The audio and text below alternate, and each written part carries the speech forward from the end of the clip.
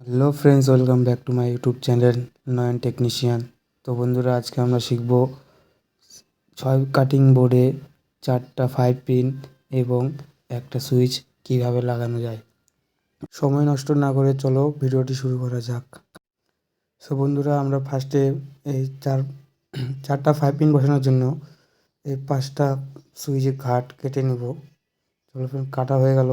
এখন আমরা ভালো করে মেপে দাগ দিয়ে ফুটো করে তারপর 5 পিনগুলো স্ক্রুর মাধ্যমে বসিয়ে দিব।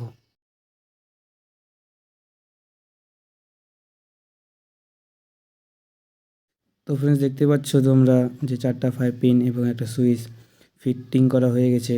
এখন আমরা ফার্স্টে ফেস কানেকশন করে নেব সুইচ থেকে, এক টার্মিনাল থেকে আর এক টার্মিনালে। তো ফ্রেন্ডস, দেখতে পাচ্ছ আমরা লুপিং কানেকশন করে নিয়েছি।